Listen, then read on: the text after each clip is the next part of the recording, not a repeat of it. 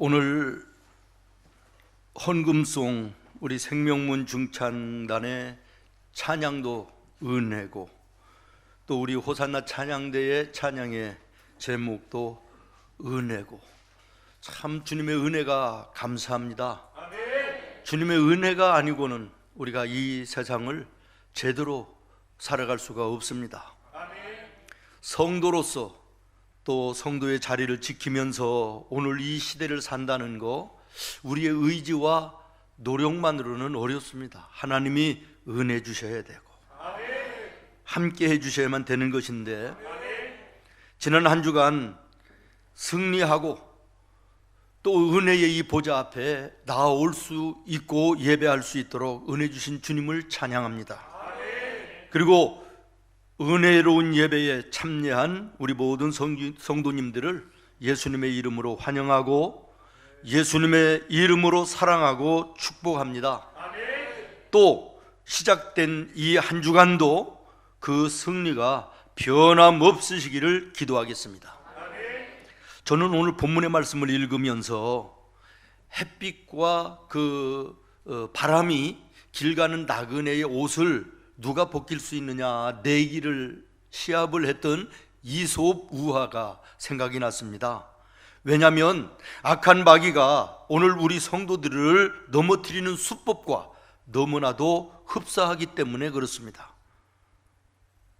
처음에는 바람이 불어가면 그것 때문에 옷을 벗을 줄 알았는데, 오히려 바람이 세지면 세질수록 옷매무새를 고치고 웅크리고 바람을 뚫고 걸어가더라 하는 것이고, 그 다음에 햇빛이 비치니까 점점 따뜻해지는 그 따뜻함 속에서 옷을 하나하나 벗었다. 그래서 이제 햇빛이 이겼다, 이런 이야기 아니겠습니까?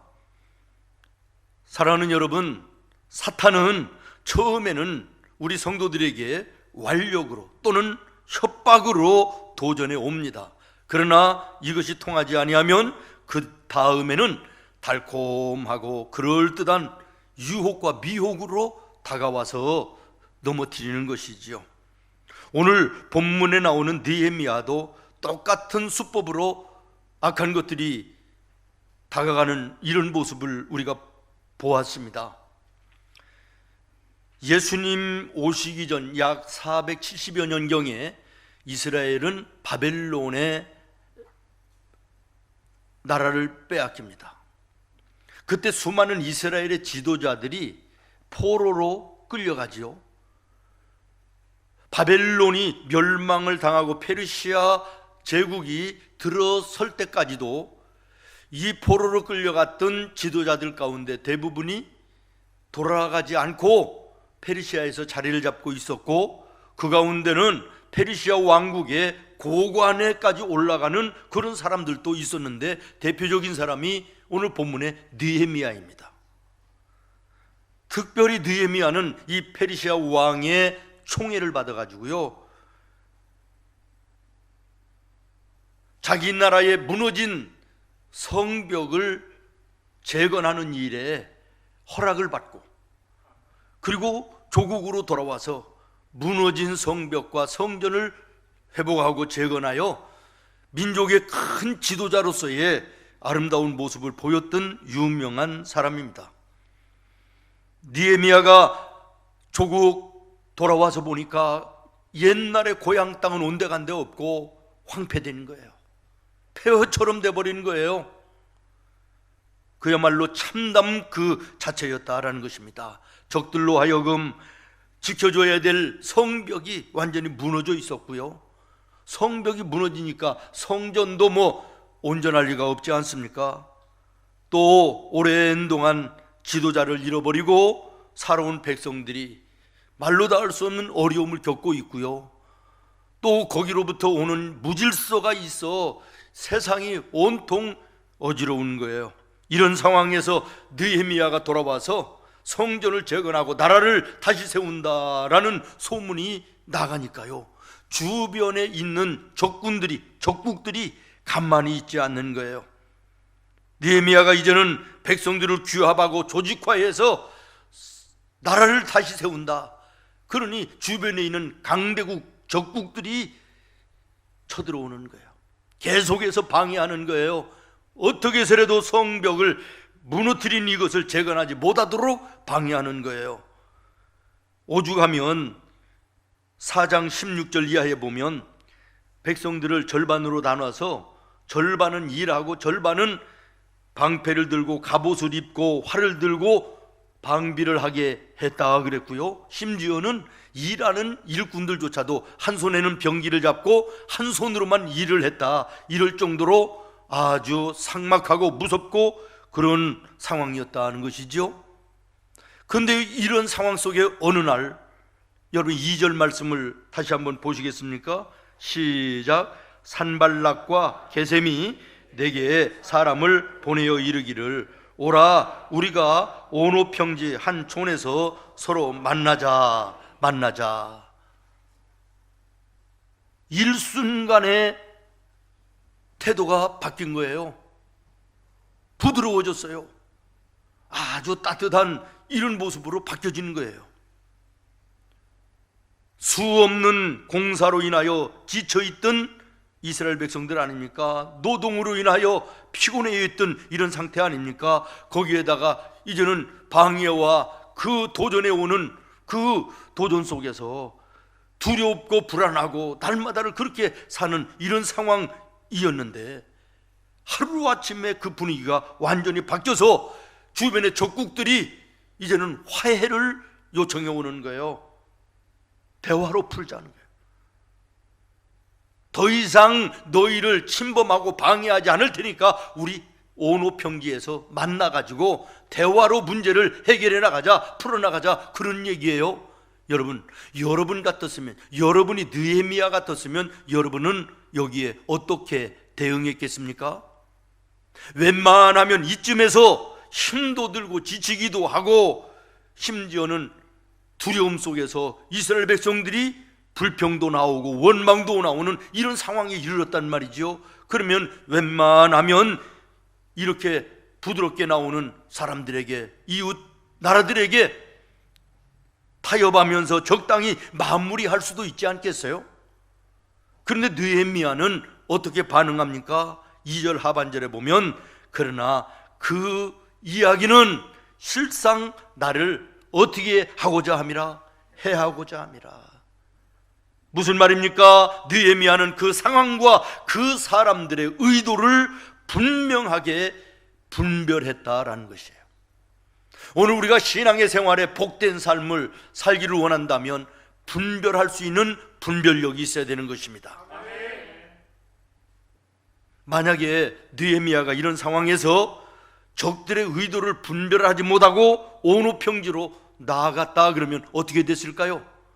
거의 이제는 완공에 가까웠던 성벽의 건축이 이제는 수포로 돌아가고 자기의 목숨까지도 위태로운 그런 상황에 들어가는 이런 거 아니겠습니까? 그러나 느헤미야는 이런 상황을 잘 분별했다라는 것이에요. 그렇습니다. 사랑하는 성도 여러분, 하나님께서 느헤미야에게 그 상황과 그 사람들의 의도를 잘 분별할 수 있는 은혜를 주셨다라고 하는 것이에요. 그리고 성경은 말합니다. 하나님을 경외하며 하나님을 사랑하는 자에게는 지혜를 베푸시느니라. 믿습니까? 성경에서 얘기하는 지혜는요, 우리가 평상에 도식적으로 알고 있는 그런 지혜와는 다릅니다. 영적인 것을 분별하는 능력을 성경은 지혜라고 얘기합니다. 그래서 히브리어로 호크마라든지 또 세켈이라는 단어는 뭐냐? 영적인 분별력이 지혜라는 것이에요.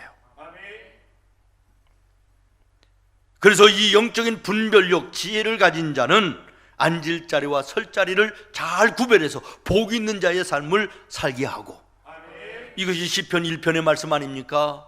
또 고린도전서 12장에 보면 이 영적인 분별력은 영을 분별해서 마귀 사탄에 넘어가지 아니하도록 지켜주는 것이다.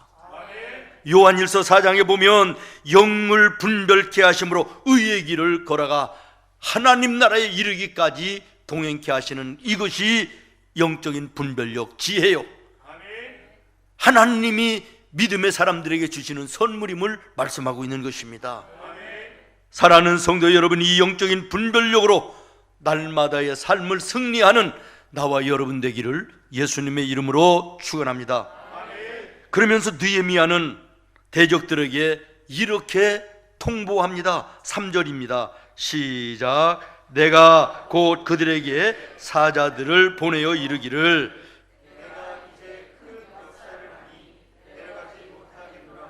어찌하여 역사를 중지하게 하고 너희에게로 내려가겠느냐. 아멘. 아멘. 무슨 말입니까? 하나님 앞에 내가 세운 인생의 목적에서 나는 결단코 흔들리지 않겠다라고 하는 굳건한 결심입니다. 한평생을 살아가는 동안에 우리에게도 크든 작든 수많은 도전도 유혹도 있기 마련입니다. 그러나 그때마다 우리는 느헤미야의 이 결단을 내려야만 되는 것입니다. 하나님 앞에 세운 내 인생의 목적에서 나는 결단코 흔들리지 아니하리라. 그래야만 성도로서의 바른 삶을 살 수 있기 때문에 그런 것입니다. 사도행전 21장에 보면 사도 바울의 이 우리가 본받을 만한 결심이 13절에 나오는데 이렇게 말합니다. 바울이 대답하되 여러분이 어찌하여 울어 내 마음을 상하게 하느냐. 지금 사도 바울이 예루살렘에 복음을 전하기 위해서 올라가는 거예요. 복음을 전하고 예루살렘에 이제는 선교 보고를 위해서 올라가는 거예요. 그런데 예루살렘에는 이 사도 바울을 오면 모함하고 누명을 씌워서 죽이겠다는 음모들이 지금 만연해 있는 상황입니다. 그러니까 이 사실을 아는 사랑하는 성도들이 사도 바울을 말리는 거예요. 선생님, 예루살렘에 올라가시면 안 됩니다. 죽음이 기다릴 수도 있습니다. 위험합니다. 그럴 때 바울이 얘기하는 거예요. 나는 주 예수의 이름을 위하여 결박을 당할 뿐 아니라 예루살렘에서 죽을 것도 각오하였노라. 내가 하나님 앞에 세운 목적, 이거 어떠한 상황과 환경에 의해서 사람에 의해서 흔들리지 않겠다. 죽으면 죽겠다고 하는 이런 결심이 그에게 있었다라는 것이에요. 이런 흔들리지 않는 결심이 이방 세계의 복음화를 위한 초석이 됐음을 기억하시기를 바라고, 이러한 거룩한 결심이 오늘 나와 여러분에게도 복음이 전하여지는 이런 초석이 되었음을 주목하시기를 바랍니다. 한 사람의 이 거룩한 결심이 오늘 세계의 이방에 복음이 전하여지는 위대한 씨앗이 됐다, 출발이 되었다, 초석이 되었다는 사실을 기억하며 나 한 사람이 하나님 앞에 거룩한 결단을 내릴 때 나로 하여금 내 가정이 살 수가 있고 나의 교회가 살아날 수 있고 나아가 나라와 민족과 세계 열방이 살아날 수 있다고 하는 이 믿음의 원대한 마음을 나와 여러분도 품는 믿음의 성도들이 되어야 될 줄로 믿습니다. 설교를 준비하다가요, 오래된 이야기이기는 하지만 놀라운 일화 하나를 발견했습니다. 우리 젊은이들은 아마 잘 모르실 거예요. 옛날에 흘러간 영화 배우기 때문에요. 남궁원 씨라고 아시나요? 몰라, 나이 먹으신 어떤 분 졸다가 눈을 번쩍 뜨시네. 남궁원. 와, 참 중후하고 잘생겼지요. 저하고 비슷하지 않습니까? 비웃는 소리로 들리는. 어쨌든 정말 멋있어요. 정말 남자가 봐도 매력을 느낄 정도로 중후하고 멋있는 영화배우, 최고의 탑스타였습니다. 근데요, 그 아들이 그렇게 훌륭했다 그래요. 옛날에 하버드 대학 들어간다, 지금도 그렇지만 정말 하늘의 별 따기였다 그래요. 이 하버드 대학은 들어가기도 어렵지만 졸업하기는 더 어렵대요. 졸업하면서 상을 받는다는 것은 더 어렵다는 거예요. 그런데 이 아들이 말이에요, 졸업을 하면서 전체 수석으로 졸업하고 3개의 상을 모조리 휩쓸었다는 거예요. 놀라시지도 않는데 너무 거리가 멀어서 그러시겠죠? 근데요, 제가 뭘 말씀드리냐 그러냐면, 이 남궁원 씨 부부가 내 아들을 하나님이 쓰시는 일꾼으로 만들겠다, 이런 거룩한 결심을 가지고요, 이 애가 어렸을 때부터요 과외 공부를 시켰대요. 어떤 과외 공부를 시킨지 아십니까? 자기네 교회 전도사님을 사례비를 드리고 집으로 초청해서 성경 과외를 시작했대요. 얼마나 아름답습니까? 그랬더니 성도들 가운데서도 수군거리는 거예요. 아이고, 예수 혼자 자기가 다 믿나, 무슨 성경 과외 공부가 필요한 것이야, 이러면서 수군거렸다는 거예요. 그러나 그 부모의 결심을 누구도 흔들지 못해 그 성경 과외를 받으면서 공부했다는 거예요. 그리고 또 이 아들도 나는 하나님께 쓰시는 일꾼이 되겠다라는 어렸을 때 그런 마음을 가지고요 공부하면서, 성경 공부하면서 공부하는데요, 학교에 도서관에 문을 닫으면 화장실에 가서 공부하고, 화장실을 닫으면 샤워실에 가서 공부하고, 이렇게 공부를 했다는 거예요. 그래서 지금 이 사람이 오늘 어떻게 사나, 그리고 제가 인터넷에 들어가 봤더니 우리나라에 와가지고 국회의원도 했대요. 그리고 지금 무슨 연구소 소장도 하고 훌륭한 일을 많이 하고 있더라고요. 무슨 말씀을 드리려고자 하느냐, 그 부모들이 하나님 앞에 세운 거룩한 결심, 그 사람이 하나님 앞에 내가 하나님이 쓰시는 일꾼이 되겠다라고 하는 그 결심, 누가 옆에서 수군거리고 비난해도 흔들리지 않고 하나님을 향하여 나아갈 때 하나님께서 위대한 인물이 되게 하시더라는 거예요. 사랑하는 성도 여러분, 달려가는 인생길에 여러분 하나님이 기뻐하시는 분명한 목표가 있습니까? 아직 없으시면 세우시기를 바랍니다. 있으시면 흔들리지 말고 전심을 다하여 달려가시기를 바랍니다. 많은 사람이 함께 뛰는 옆 사람을 의식하고 관중들에게 지나치게 의식한 나머지 세운 목표가 흔들리고 머뭇거리는 이런 경우들을 많이 봅니다. 내가 주님을 위해서 무언가를 결심하고 하나님 앞에 하려고 해도 사람들이 뭐라고 볼까, 뭐라고 얘기할까, 이것 때문에 주저하고 머뭇거리는 사람들이 상당히 있습니다. 천성을 향해 가는 성도들아, 너의 앞길에 장애물을 두려워하지 말라. 여기에 흔들려서는 안 된다는 거 아닙니까? 너 가는 길을 누가 비웃거든 확실한 증거를 보여주어라. 우리 성도들 이 모습이 되어야 될 줄로 믿습니다. 그래서 믿음의 선한 싸움을 다하고 달려갈 길을 잃지를 않아 아름답고 복된 인생의 성공자가 되기를, 승리자들이 되기를 예수님의 이름으로 축원합니다. 또 하나, 어찌하여 너희에게로 내가 내려가겠느냐라고 하는 느헤미야의 말에는 이 영광스러운 일로 받는 고통이라면 나는 달게 받겠다고 하는 결의가 이 말씀 속에 있는 것입니다. 여러분, 이 말씀을 오늘 우리로 적용하여 각색을 하면 내가 예수 믿는 일로 받는 고통이라면 달게 받겠다는 거예요. 내가 예수 그리스도를 위하여 일하는 섬김과 봉사를 하다가 다른 사람들에 의해서 아니면 어떤 일로 고통을 받을지라도 나는 그 고통을 감사함으로 인내하겠다라고 하는 결의인 것입니다. 그렇습니다. 느헤미야가 지금 받는 고통은 하나님을 위하여 무너진 성전을 재건하고 백성들을 위해서는 무너진 성벽을 재건하는 것이기 때문에 받는 고통입니다. 이 고통을 느헤미야는 영광스러운 고통이라고 여겼다는 거예요. 오늘 우리가 예수 안에서 살다가 보면 고통을 당합니다. 손해를 보기도 합니다. 뒤에서 수군거리고 비난하는 사람들도 만나게 됩니다. 그런 아픔과 고통 있을 수 있다는 것입니다. 그러나 그것은 영광스러운 고통이기에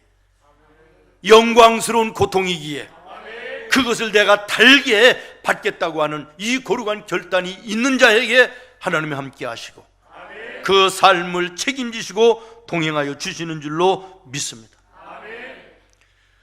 저는 하나님께 늘 기도하는 것 가운데 하나님 이 시대에 코로나로 무너진 한국 교회와 무너진 예배와 또 무너진 경제가 다시 세워지는 은혜가 있기를 원합니다. 이것을 다시 세우는 영적인 느헤미야가 여기저기에서 일어나게 하여 주시옵소서. 그리고 이 종이 우리 생문의 성도들이 이 영적인 느헤미야의 사명을 감당할 수 있게 하여 주시옵소서. 우리의 생문의 제단이 이 영적인 느헤미야의 사명을 감당하는 교회가 되게 하여 주시옵소서. 그렇게 기도하고 있습니다. 그렇게 됐으면 좋겠습니다. 그러면서 저는 한번 생각을 해봤어요. 우리 예수 믿는 성도로서 영광스러운 고통이 어떤 것들이 있을까? 예수 믿는 우리 성도들이 오늘을 살아가면서 하나님 앞에 영광스러운 고통을 우리가 감사하며 받아야 되는데 어떤 일들이 영광스러운 고통일까 생각하면서 첫 번째, 다른 사람이 꺼리는 일을 먼저 하는 거 우리 성도들이 했으면 좋겠다. 내가 먼저 했으면 좋겠다. 이런 생각을 했습니다. 누구나 할 수 있는 쉬운 일은 그야말로 누구나 할 수 있는 거예요.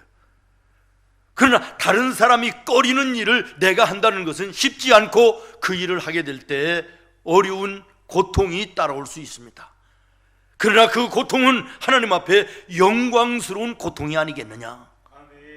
이 모습이 나와 여러분의 모습이 되기를 바라고요. 두 번째는 예배의 성공자가 되자. 예배의 성공자가 되기 위해서는요, 정말 고통을 감내해야만 되는 거예요. 시간 손해, 돈 손해, 건강 손해, 피곤한 거 이겨야 되고 여기저기 어려운 일들 많이 있습니다. 그러지 않고는 예배의 성공자가 될 수 없지 않습니까? 예배의 성공자가 되기 위해서는 시간도 물질도 내 가지고 있는 피곤함도 일에 바쁜 것도 전부 다 이겨내야만 되는 아픔이 있습니다. 그 고통을 이겨낸 자만이 예배의 성공자가 될 수 있고 예배의 성공자만이 인생의 성공자가 될 수 있음을 기억하시기를 바랍니다. 여러분, 예배의 성공 없이 인생의 성공 없습니다. 기대하지 마시기 바랍니다. 무지개를 보기를 원하면 비바람 폭풍을 이겨내야 되는 것입니다. 하나님의 영광을 보기를 원한다면 내 삶에 주님 앞에 예배하는 데에 감내해야 될 여러 가지 고통과 아픔을 이겨낼 수 있는 자만이 하나님의 영광을 보는 것이고 하나님이 그의 삶을 풍성케 하시고 승리케 하시는 놀라운 은혜를 베풀어 주시는 줄로 믿습니다. 힘들어서요, 피곤해서요, 몸이 따라주지 않아서 예배에 못 나옵니다. 저는 그런 얘기를 들을 때마다 예배에 피곤하고 힘들고 내 몸이 약하고 병들고 고통스러워서 예배를 못 나오는 것인가? 예배에 안 나오기 때문에 그런 어려움이 있는 것은 아닌가? 이것을 생각을 해야 되는데 우리 성도들은 이 순서를 바꾸고 있다고 하는 이런 생각을 많이 가지고 있습니다. 오늘 여러분의 삶이 힘듭니까? 왜 힘들까요? 힘들어서 주님 앞에 예배하기가 환경적으로 어렵습니까? 그 속에서 예배가 없기 때문에 그런 어려움과 아픔이 있는 것은 아닐까요? 내 몸이 따라주지 않아요. 건강이 허락하지를 않아요. 힘들고 아파서 나갈 수가 없어요. 나오지 않기 때문에 아픈 건 아닐까요? 여러분 어떻게 생각하십니까? 영광스러운 일로 받는 고통은 하나님이 보시는 고통입니다. 하나님이 받으시는 고통입니다. 받으신 주님은 절대로 외면하지 않으시는 것입니다. 오늘 예수 믿는 것 때문에 여러분이 받는 아픔이 있습니까? 고통이 있습니까? 이것이 축복이 됨을 기억하시고 이 고통을 감사함으로 감내하는 우리 믿음의 용사들이 되기를 예수님의 이름으로 축원합니다. 또 하나는 내게 잘하고 내 마음에 맞는 사람만이 아니라 내게 잘하지 않는 사람도, 내 마음에 맞지 않는 사람도 내가 품어 안고 사랑할 수 있는 것이, 이게 성도의 고통이 아닌가. 이거 고통이지요. 쉽지 않지요. 뒤에서 나를 수군거리는데, 나를 욕하는데, 나에게 손해를 끼치는데, 보기도 싫은데 그 사람을 예수님의 사랑으로 품어 안으라, 이것처럼 힘들고 어려운 고통이 어디 있습니까? 그러나 그 고통을 하나님은 보시는 것이고, 이 고통을 축복인 것임을 기억하시기를 바라고, 오늘 우리 예수 믿는 생문의 성도들이여, 느헤미야가 가졌던 영광스러운 일로 받는 고통에 감사함으로 동참하고 달게받아 이겨내시기를 바랍니다. 하나님의 함께 하시는 놀라운 은혜를 보게 될 것입니다. 1776년 미국의 독립전쟁이 있을 때 대통령이었던 조지 워싱턴이 추위에 떨고 있는 군인들을 방문해서 위로를 하며 얘기한 일화가 있습니다. 뭐라고 얘기하느냐면, 봄날 따뜻한 햇빛에서 애국자는 모두가 될 수 있습니다. 그러나 겨울의 추위 속의 고통을 이겨내고 싸우는 사람이 진정한 애국자고, 조국과 국민이 존경하고 사랑하는 자입니다 라고 얘기를 했다 그럽니다. 여러분, 고통이 없이 영광만을 바라보는 세상이 되다 보니까 세상이 어지럽습니다.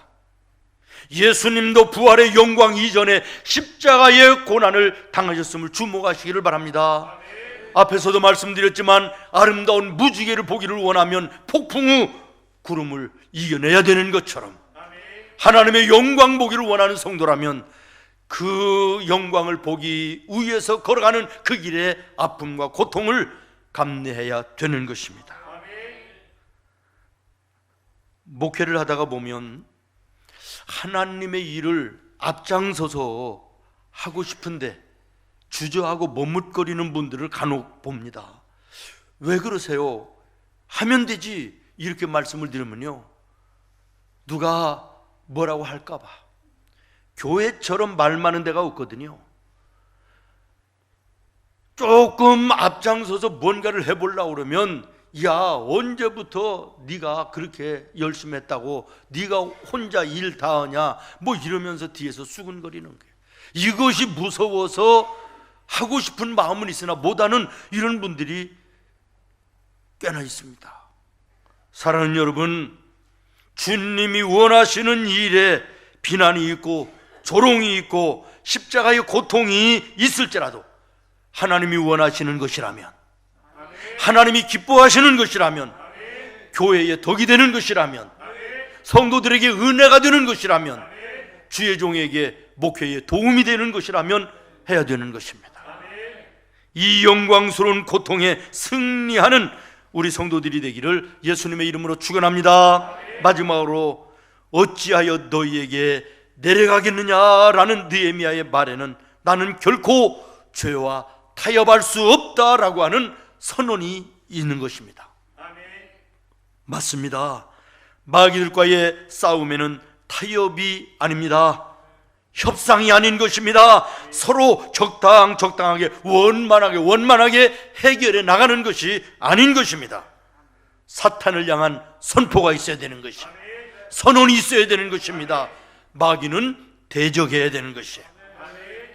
야고보서 4장 7절에 이런 말씀이 있습니다. 시작. 마귀를 대적하라. 여러분, 이 말씀을 뒤집어 보십시오. 마귀를 대적하지 않으면 어떻게 된다는 거예요? 마귀가 떠나지 않고 너와 붙어 다닐 것이다, 이런 말 되는 거 아니겠어요?